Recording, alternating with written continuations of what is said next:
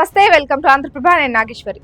అన్ని సర్వేలు, మీడియా సంస్థల నివేదికలు కూటమి అధికారంలోకి రానున్నట్లు చెప్తున్నాయని, ముఖ్యంగా జనసేన పోటీ చేసిన 21కి 21 స్థానాల్లో గెలవబోతున్నట్లు సమాచారం ఉన్నదని జనసేన పార్టీ ప్రధాన కార్యదర్శి కె నాగబాబు స్పష్టం చేశారు.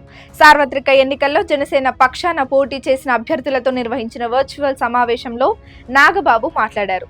పార్టీ రాజకీయ వ్యవహారాల కమిటీ చైర్మన్ నాదెండ్ల మనోహర్ పాల్గొన్నారు.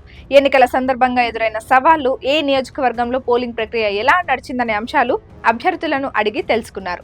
అభ్యర్థులంతా వారి అనుభవాలను పంచుకున్నారు. నాగబాబు మాట్లాడుతూ జనసేన పార్టీ అధ్యక్షులు పవన్ కళ్యాణ్ వ్యూహం, తెలుగుదేశం పార్టీ అధినేత చంద్రబాబు నాయుడు అనుభవం, భారతీయ జనతా పార్టీ పెద్దల మద్దతు ఫలించాయి. కూటమిక పట్టం కట్టాలని ప్రజలు తీర్పునిచ్చారు.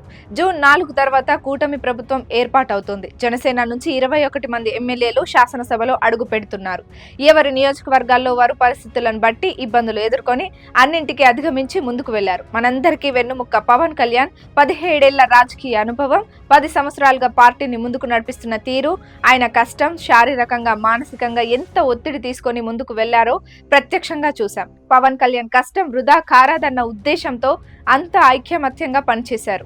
ఈ ఎన్నికల్లో పరిస్థితులు వైసీపీకి ఏమాత్రం అనుకూలంగా లేవు. ప్రతి చోట జన సైనికులు ముందుండి ఎన్నికల ప్రక్రియను అద్భుతంగా నడిపించారు. టీడీపీ, బీజేపీ పోటీ చేసిన నియోజకవర్గాల్లో సైతం యుద్ధం చేయాల్సి వస్తే జైన సైనికులు, వీర మహిళలు గట్టిగా నిలబడ్డారు. వైసీపీ దుష్ట పరిపాలన అంతం చేసి ప్రజలకు సుపరిపాలన అందించే విధంగా మనందరి ఆలోచన ఉండాలి. పవన్ కళ్యాణ్ పూనుకోకపోతే రాష్ట్రం మళ్లీ బకాసురుల దోపిడీకి బలైపోయి పరిస్థితి వచ్చేదన్నారు.